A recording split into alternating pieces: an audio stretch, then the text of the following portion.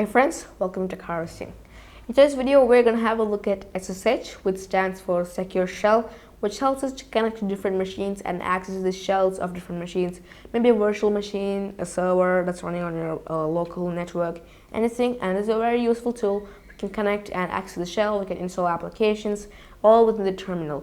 And yeah, let's get started. So let's go through this quick whiteboard that I've done. So I'm just gonna show you some drawings. I'm just gonna demonstrate you how SSH works and what the use of SSH is. So what is the use of SSH? SSH is used to access another computer in some other network, and you can get its shell. So for example, you're having a virtual machine in the cloud, maybe AWS or Microsoft Azure. You want to get its shell and you want to install applications on it, or you want to install a web server like Nginx. So you'll need to get access to the shell of the computer. Otherwise, if you run commands on your own machine, you'll just install the application on your machine, not on the virtual machine that's on the cloud.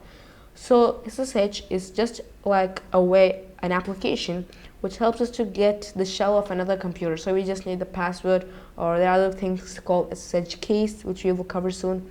So with the help of these things, we'll be able to get the shell access of a machine which is on the cloud, or you could even use a normal Ubuntu server running on maybe on a local network, or even a Raspberry Pi can be used. So you can just connect to a Raspberry Pi if you have enabled SSH. So there are two components of this. There is the SSH server and the SSH client. So the SSH server is an application that you install on the server. So this is the server. Okay, and you will install the SSH server on this application. On this virtual machine. So the use of the SSH server is that it helps to listen for SSH connections. So when you try to make a connection to this virtual machine, this SSH server is the application that tells, okay, this machine is trying to connect to me. It asks for the password or the SSH keys, and then it will allow the connection. That's what takes place. And if you want to make a connection, you'll need to have the SSH client installed. So SSH client. CLIENT. Okay, and if you're running Windows 10, Windows 11, or Ubuntu or Mac OS X, then you'll have this installed. If you're running older versions of Windows like Windows 8, Windows 7, you will not have it installed. So I'm not sure if you can install it on those versions of Windows, but if you're using something that I mentioned right now, you'll have this SSH client installed on your machine. And the use of the SSH client is just to create SSH connections and connect to the other virtual machines or the servers that are there in your network or somewhere else. So that's what SSH does. It just helps us to get the shell from the shell of another machine which is there somewhere else on the cloud. All you need to have is an SSH key, and the use of SSH key is that you don't have to enter the password every time you connect to a virtual machine or a server, or you have to enter the password all the time, so you'll just need the username and the password.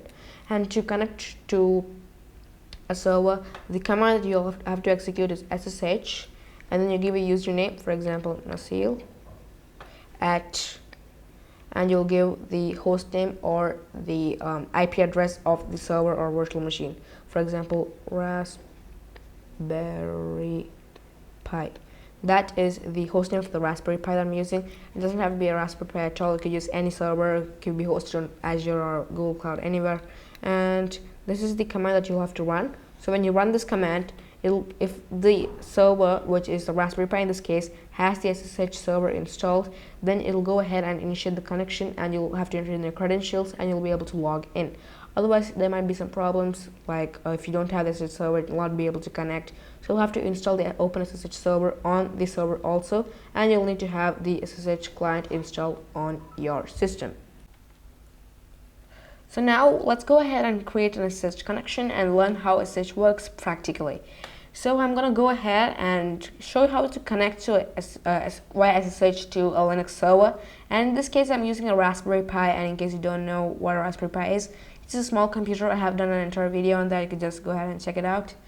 Or you could just go ahead and use a normal Linux server hosted on the cloud, somewhere like Linode or DigitalOcean or Microsoft Azure or Google Cloud. There are so many providers. And so to do this, the first thing you should do is to run the command SSH to check if you have SSH installed. hit enter, and you'll say it is SSH, all these things. It might change on your operating system, but this is what you should mostly get. So once you get this means that you have already got SSH installed on your computer. So the next thing we must do is to create a connection to our virtual machine or server or whatever, a Raspberry Pi in this case, which you can call like a server. So what you can do is to run the command SSH, oops. Then you're going to give the username, so which is Nasil in this case, and you're going to give the IP address of the server or virtual machine or whatever you're trying to connect. So this is the IP address of my Raspberry Pi, so it's 192.168.29.218, and this is the username, and I have created a user with this name on the Raspberry Pi. We're going to hit enter. You'll get this question, some fingerprint, the SSH, just authentication things. Are you sure you want to continue connecting? Yes, no, fingerprint, whatever. Just hit yes and hit enter. Okay, so you'll get this message: warning, permanently added blah blah blah to the list of known hosts. It just means that it went ahead and added this IP address and some information about this server or Raspberry Pi virtual machine we're trying to connect to onto a file in our computer called .ssh/known_hosts. So that's a file which is in our computer, and just added some information to that. So you can see it's added to the known hosts, and it's asking for the password. So this is the password that you have to give to connect to your virtual machine or something. So you're going to go ahead and enter the password. It may not show up on screen. Hit enter, and you get the shell now. So this is not our computer. This is the Raspberry Pi. You can see Nasil at Raspberry Pi. The prompt has changed. So this is not on our computer, but we're connecting to the machine with a Raspberry Pi. So that's how we can easily use SSH to connect to another virtual machine, server, whatever. So it's very simple. Actually, just give SSH. You're gonna give the username, then you're gonna give the IP address or host name. So you could just use the host name also. And last, you're gonna hit enter, and it's gonna ask you some information. But this information which you saw right here is only gonna come in the first time of your connection. So after that, it's not gonna appear on the next connections that you do. This message will not come again because it's already there on the known host file.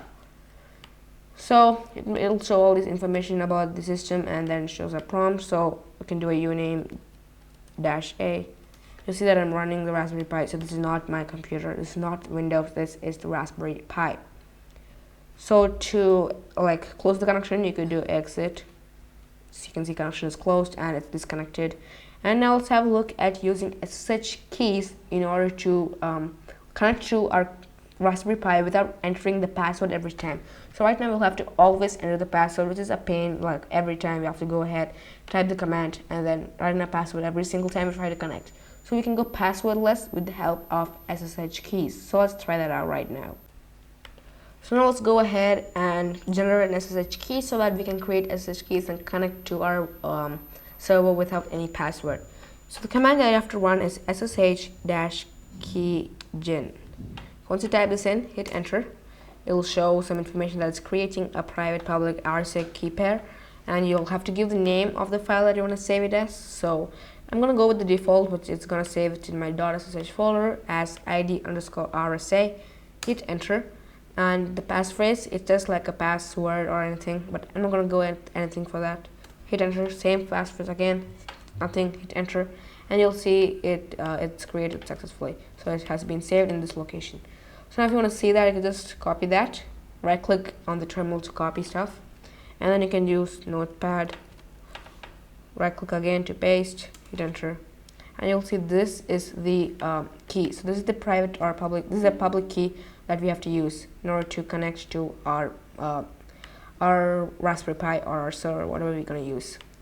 So I'm just going to open up a new tab, and I'm going to SSH once again. So SSH, and again it's just gonna do it again. So yes, and now you've got access to your shell, clear it, and now we're gonna check if you have a .ssh folder. You can do an ls-a, and it seems like I do not actually have a .ssh folder. So what you'll have to do is to create a .ssh folder. If you have it, don't do this, but if you do, mkdir.ssh, hit enter. Now if we again run the command ls-a, you'll see this .sh folder. You can do .ssh, you can cd onto that, change the directory, and you're going to create a new file. So you can use touch, which is for creating new files, and then you can run the name of the file. So it's authorized_keys. So that's the name. Make sure you spell it correctly, okay? Else it's not going to work. Type in authorized_keys and hit enter. So the file is created. So if you do an ls right here, you'll be able to see it. Next, you have to edit the file. So you're going to use the nano text editor, just like Notepad, but it's not having a GUI. Authorized_keys. So it's open up our text editor. So this is Nano. If you're not familiar, don't worry, okay? It's better than using something like Vim, which is a bit more difficult to use. So what you'll have to do here is to go ahead and grab that key that we generated. So this thing, you can do Control-A and Control-C to copy. And in case you're not using Windows and you don't have Notepad, you can just use your distributions if you're on Linux or your own text editor to copy the stuff. Or you can use the cat command to see the contents and just copy from there. And you're gonna go here and paste it. My terminal is warning me, just hit paste anyway. So you see, this is the key. So now onwards, if you save this file, whenever we're gonna try to connect, we'll be able to connect without a password. So to save and exit, you do Control-X as it's mentioned in here. So Control-X, it's asking you, do you want to save this file? Hit Y, and the name of the file you want to save it as. It's already named as authorized_keys, so just hit enter. And now exit out of Nano. So that's it. Just exit out of the shell. The connection is closed. Doesn't matter. Now let's try to connect to our machine again, our virtual machine or server or Raspberry Pi, whatever we're gonna use. Okay, I'm using a Raspberry Pi in this case, as you know. So let's try that again. Hit enter. Boom. No password. We entered nothing directly into the virtual machine or Raspberry Pi in this case. You can see that I didn't enter a single thing, no password, nothing, just the keys, and it's gonna check the keys. So when we try to connect, it'll check if these keys match, and if it does match, it's gonna connect directly. It's not gonna ask for any password or anything, direct access to the shell. So you can just run any commands with sudo apt update in this case, because I'm running Raspbian, which is an operating system based on Debian. So you can see everything works. You can do whatever. We can install web server, we can do anything with SSH. Anything can be done. It's a very handy tool, and it's also a kind of old tool, but still it's still valid nowadays also, and everyone almost uses it because it's that useful. We can connect to different computers, access the shells, and do pretty much anything with the help of SSH. So that's how we can create keys and connect. So that was it for this video. We had a look at how we can use SSH to connect to a virtual machine or a server, and in this case it was a Raspberry Pi, which is just like a server in your local network. And yeah, we used SSH keys. We went passwordless, so we did not have to always go ahead and type in the password when we try to connect. And make sure to subscribe, like the video if you found it helpful, and bye friends.